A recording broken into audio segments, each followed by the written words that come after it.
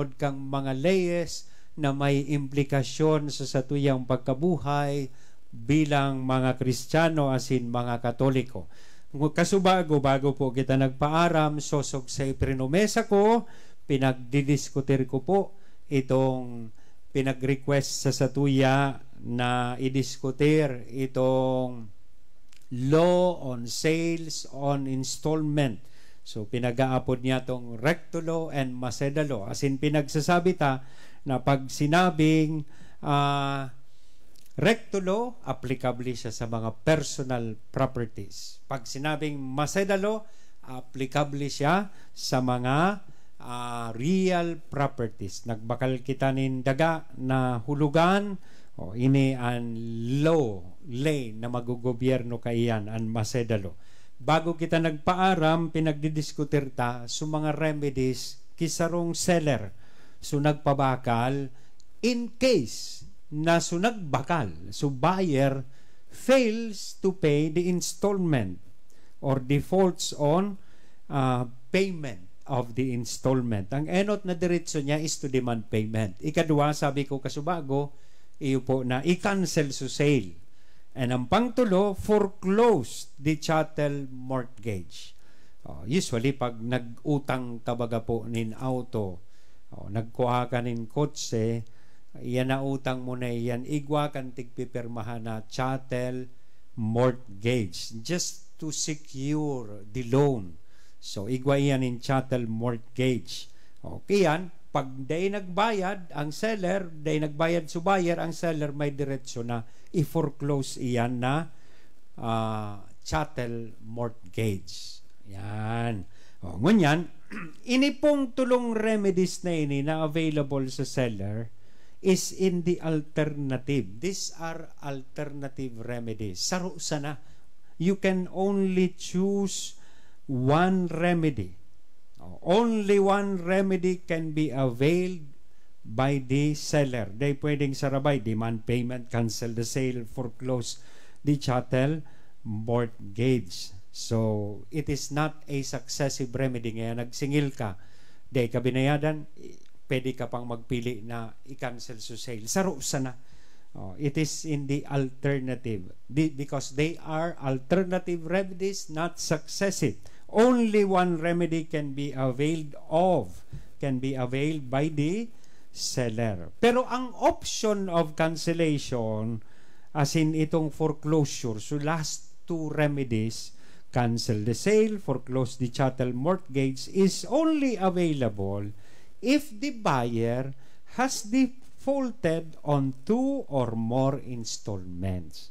So, pwede ining i-avail kang seller kung nag-default, day nagbayad sa buyer for 2 or more. Kaya, if only one installment has not been paid, the seller can only demand payment. Ito sa nang number 1 or fulfillment of the obligation, but not the other two remedies, which is the cancellation of sale and the foreclosure of the chattel mortgage. I hope klarado po yan sa tuya. Sin I hope ining mga informasyon na ini makatabang sa satuya, asin makataonin linaw sa satuyang mga kahaputan, lalong-lalo na sa nagpadara kaini sa tuyang request. I hope na lilinawan po an sa imong mga kahaputan sa isip.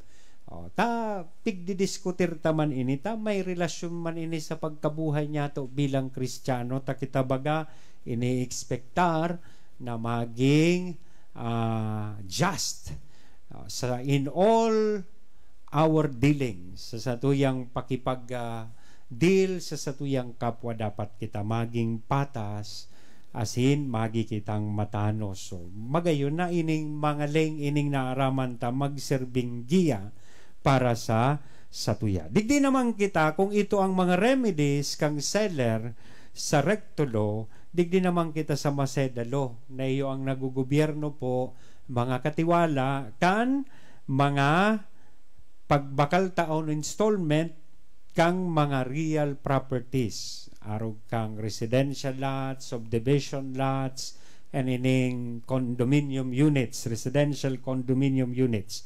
Ano ang rights and benefits of a buyer? Kung surekto law, mas tigtatawanin remedies, tigtatawanin diretso su seller in case na day nagbayad su buyer, o digdi mas tigtatawanin na diretso bako mana bilang giya itong mga buyer. So nagbakal naman. Under Maseda law, there is a reckoning period, that is the length of time that the buyer has paid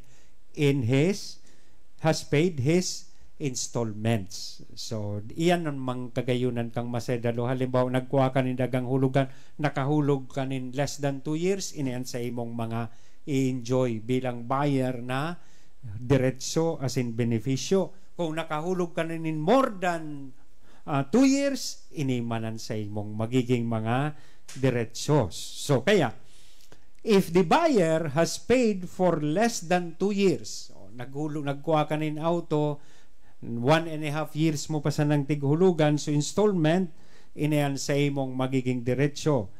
Kung dahil ka nag-fail ka ng magbayad, a grace period up to 60 days. Tatawang kanin 60 days grace period para mabayadan mo, makumplihan mo manggirareso sa imong obligasyon na magbayad. Second, if he fails within the grace period of 60 days, he is entitled to a notarial notice of cancellation or rescission.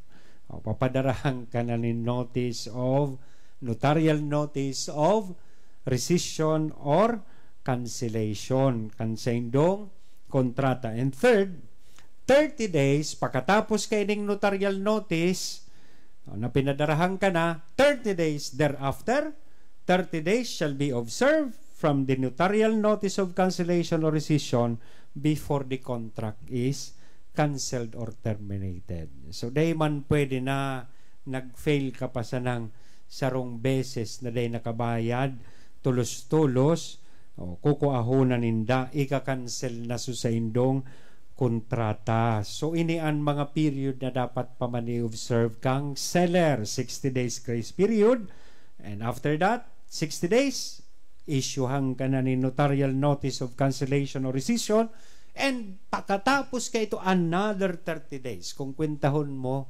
90 days halos ang itatao sa imong chance sa tanganing makabayad kakan sa imong obligasyon. Iba man ang sitwasyon kung nagbakal. If the buyer has paid for more than 2 years. Ito kung less than 2 years. Kung more than 2 years, hindi po ang sa imong magiging mga diretsos as in beneficios. Mas madali gamiton sa sasakyan as a example kaining daga pagbakal pagbakal nin daga, example digdi sa real property, yan bako palan sa sakyan ta under direct law ito. I'm sorry, I would like to correct that. So antig didiskutir ta po ngunyan, iyo ang manunungod sa Maseda law na iyo ang naggugobyerno kan mga real properties. Ang saro kayan iyo ining mga residential lots or lots. So kung nakabayad ka na for more than 2 years, inian sa imong magiging benepisyo. Halimbawa nag-fail kang magbayad, naghulog ka nin daga, tatawan ka mang giraray nin grace period equivalent to 30 days or 1 month for every year of payment. So ibig sabihin kung 2 years, 30 days o di 60 days manggirarayan for every year of payment. But if he fails to pay within the grace period, ininaan mangyayari, he is entitled to, again, notarial notice of cancellation or rescission.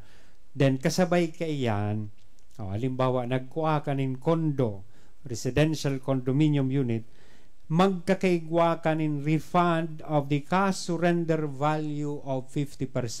That is applicable if you have paid your installments for more than 2 years.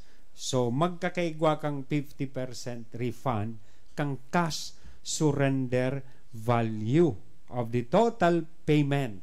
50% of the total payment shall be given Anong ibig sabihin kang cash surrender value? This is the actual amount of money you receive after the cancellation of the contract. Of course, minus any funds needed to pay off your loans or unpaid sabihon ta premiums. And finally, 30 days shall be observed. Again, another 30 days shall be observed from the notarial notice of cancellation or rescission, as well as the payment of the cash surrender value before the contract is terminated. So, bago ninda ma-terminate ang kontrata, dapat kasabay kay ni na itausay mo so grace period na 30 days. At the same time, so cash surrender value, which is equivalent to 50% of the total payment na sa imo na pong naibayad sa inda. So, pagkatapos kayong nagkapera-giraray, mga katiwala na pagirumdom, ipapadagos ta po ining sa tuyang pinagdidiskutir. Day tabi ka mo maghali asin magbalyo nin istasyon. Tahanapon ko kamo pagbalik ta.